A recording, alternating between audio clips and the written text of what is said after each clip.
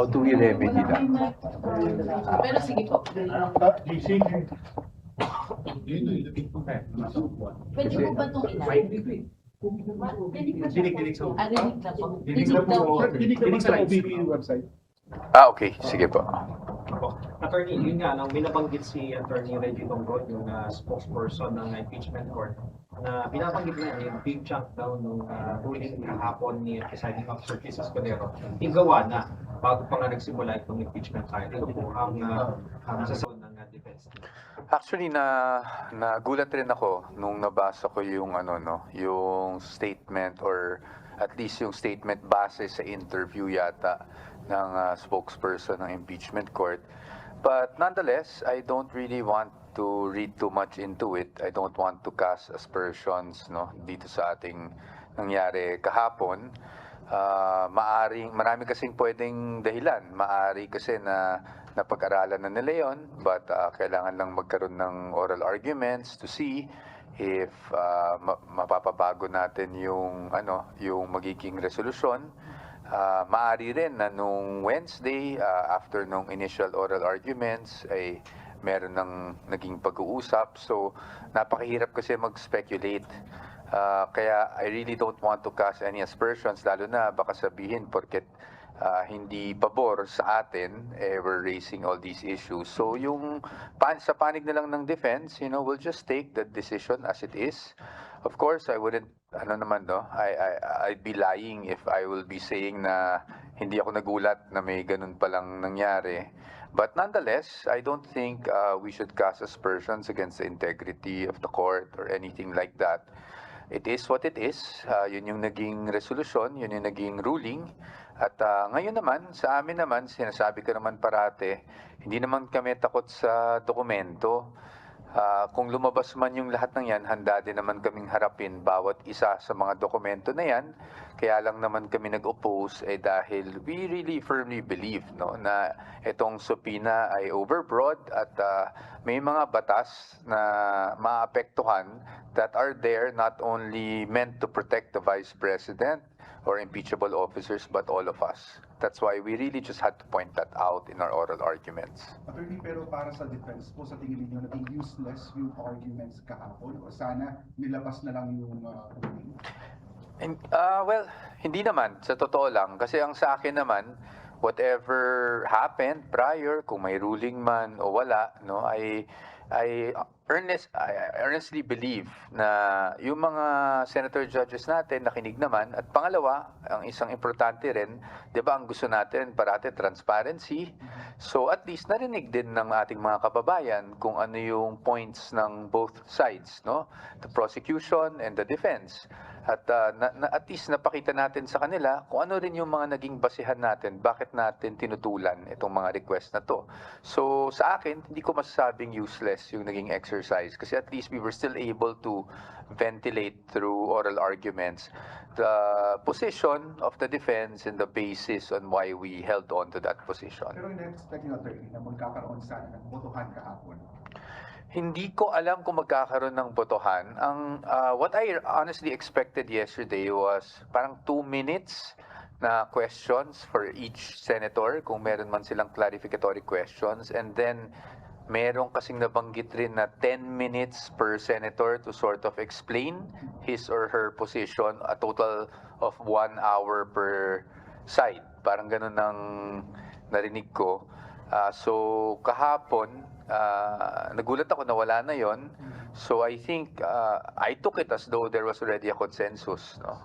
But again, that's the ruling of the Honorable Court, and as I've always said, we are party litigants. So we have even if the ruling is favorable, whether it's favorable or adverse to you, you really have to respect. Or else, diba, yun nga yung pinaglalaban namin rule of law, diba? So, kung kami mismo hindi susunod sa rules, hindi naman magandang ehemplo yun. So, sa atin, hindi pa rin naman nawawala yung mga nabanggit ko nga kagabi na there are legal remedies available kung gugustuhin man namin. Pero, hanggang sa ngayon, wala pa kaming desisyon ukol dyan. Nakausap ko po kagabi ang ating Vice Presidente. Siyempre, in-update ko siya dun sa nangyaring ruling. Sinabi ko naman sa kanya that we have already requested for the certified true copy of that ruling. But whether we will be going up or we will just accept the ruling as it is, ay hindi po namin napag-usapan ng malaliman pa. Dahil syempre, kailangan natin hintayin yung ruling. In any case, sabi ko nga, handa naman kami kasi nga, bago pa kami nag-oral arguments, we really maintained the disposition na may possibility talaga na ibigay lahat. No? So, we were ready for that nonetheless. Wala namang kumbaga as a matter of fact lang yung naging usapan namin. Ni-report ko lang na ito yung nangyari. She said, okay, well, you know what to do naman. No? Meaning, alam naman yan na handa kami kahit lumabas yung mga dokumento na yan kasi wala naman kaming talagang gustong itago. No? Because yan ang parating sinasabi. But ang posisyon lang talaga namin is unang-una sa lahat, ang legal system natin may presumption of innocence. So hindi para sa amin hindi naman tama yung sasabihin na kung wala kang itatago, ilabas mo na. Kasi kung ganoon, wag na tayo mag-search warrant. Wag na tayo magkaroon ng mga proseso, 'di ba? Kasi kung ganoon, hahamunin ka lang na ilabas mo, dapat ilabas mo. But naintindihan din niya that we had to make our opposition just to at least put on record kung ano yung mga nakikita nating violations kung sakaling may bigay ito. But nonetheless, you know, it's the wisdom of the impeachment court. Wala siyang guidance, sir, na sige, yakit natin sa Supreme Court. Sa ngayon wala pa because syempre when we advise her, we'll also have to give her the pros and cons in everything, no? So I'm preparing to do that. And then once mailatag ko siguro sa kanya, doon lang siguro siya makakapag-decide kung okay sa kanya. No, at sa amin rin, kahit kami, tinitingnan rin naman namin yung mga repercussion kung saaling gawin namin ito, no, itong bagay na to. Attorney, kayo rin po ba yung tatay na legal defense counsel Attorney Mans, or kung hindi, may pag-uusap na ba sa kampo nila? Hindi po ako yung may sariling set of lawyers po si Attorney Mans. Yan po yung, I don't know if it will be the same set now, but if you notice, during yung time na sa House of Representatives, sa Committee on Justice, di ba, naghain sila ng reklamo laban sa AMLAC. Iba po yung mga lawyers niya doon. I'm not sure lang kung yun yung same set, but I plan to reach out to them at least, no, to check kung sa tingin nila, ano rin ba yung gusto nilang gawin. Dahil syempre po, yun po ay makaka-apekto rin sa mga karapatan pantao ni Attorney Mans, especially the right to privacy. Attorney, gaano po ka-kumpiyansa ang defense panel na walang malalambat na malaking ebidensya ang prosecution panel sa pagbubukas po ng mga financial records na ito? Well, sa atin, of course, I'm familiar with the documents. Hindi ko naman ikakailayan. So, I'm fairly confident. Although, syempre, sabi nga natin, parati tayong with guarded confidence. Kasi in the course of the trial, you know, twists and turns can happen. But I'm fairly confident na wala naman silang mapapatunayan. No? But whether that will happen or not, it will also depend on the appreciation of the impeachment court. So hanggang doon na lang po siguro sabihin ko para hindi tayo maakusahan that we're already going into the merits. Sir, tama po. Despite ng approval ng pagsusupina, si President Marcos pa rin ang may lasting kung i-approvehan niya yung pag-open ng mga Ang pagkakaintindi ko, only sa BIR po. Only sa BIR. No? Yung bank accounts kasi, wala kasi pong yan. Wala pong kinakailangan presidential approval. Pagdating naman sa AMLAC, wala din naman po kinakailangan na presidential approval, kundi, of course, the approval of the council. No? But pagdating po sa BIR documents specifically, yung exception po kasi dyan is yung Section 71, kung saan nakasaad na bago po mailabas yan, kailangan may approval ng ating Pangulo. Kailangan po bang sumulat ng prosecution o motu proprio pwedeng gawin ni President Marcos? Ang pagkakaintindi ko po sa proseso, but again, this is, kulatila lang po, ito po yung pagkakaintindi ko sa proseso. Once a subpoena is issued against the BIR, it will be the BIR to process, no, and see if they should or should not comply with the subpoena. And if they want to comply with the subpoena, they will be the ones recommending to the President, no, for his approval. Magte-TRO po ba kayo or injunction before the Supreme Court? As I've said kanina, ma'am, hindi pa namin napagdedesisyonan kung aakyat kami sa Supreme Court. Kasama na rin dyan, di rin namin napagdedesisyonan. Although, ordinarily naman, talagang hihingi ng TRO lahat, no? But pag lalo na sa ganyang mga bagay, but yun ay going ahead of what we've already discussed because we have not discussed anything just yet. Nakausap niyo po ng personal si VP kagabi? Hindi po. Wala po si VP dito, so hindi ko po siya makakausap ng personal. Sir, ibig sabihin wala pa rin balak si VP ng Cavite or wala pa rin po napag-uusapan? Wala po. Sa ngayon po, sa pagkakaintindi ko, wala pa naman ganung plano, no, na pumunta dito in person. Pero naka-monitor siya. Well, we update her accordingly, no. So in a way, and she has her own monitoring system also. Nasaan ngayon si VP, sir? Sa ngayon, ang pagkakaalam ko, she is in The Hague, kung hindi ako nagkakamali, no? But she'll be back soon, so, but yun lang ang pagkakaalam ko. I don't know. We'll have to confirm with OVP. Attorney, earlier today, nagkaroon po ng marking ng evidences. Were there additional evidences that were sent? Today pa lang po yung naging marking. I understand we sent 4 lawyers there for the marking.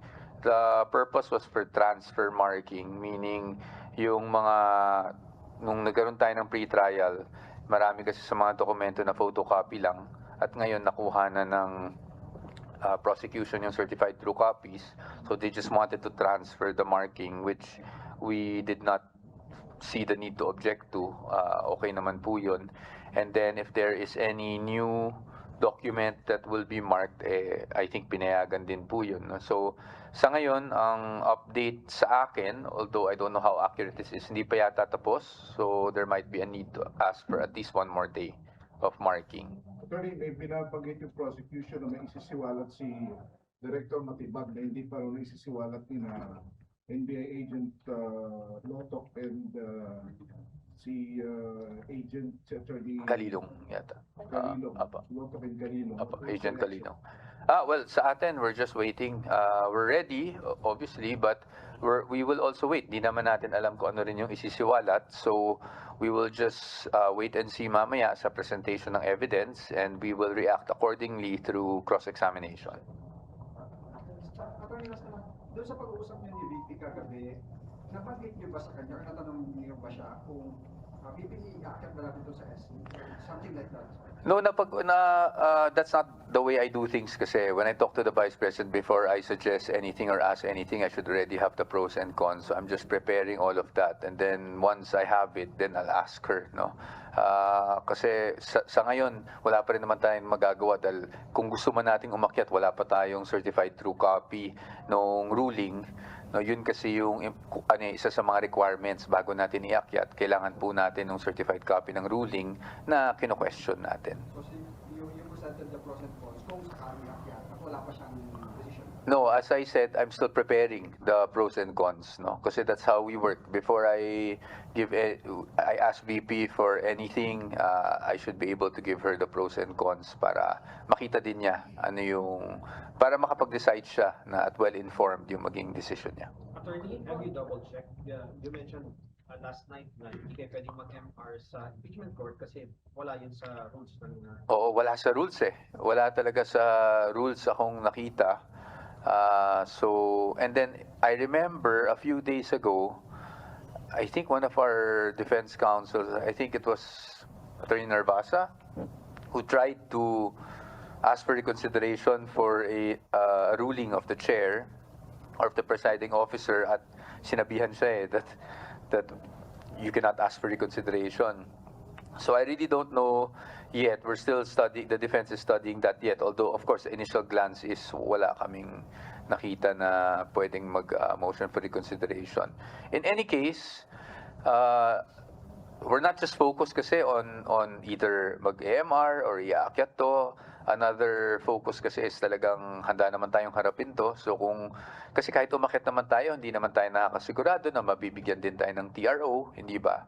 So ang focus namin is really whether iakyat or not, we have to be prepared for these documents.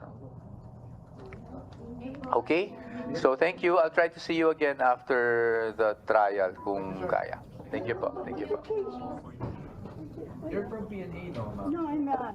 You're not. Where are you from? I have a radio show. Oh. Balita Fletes. I thought I was told you were from PNA. No, what's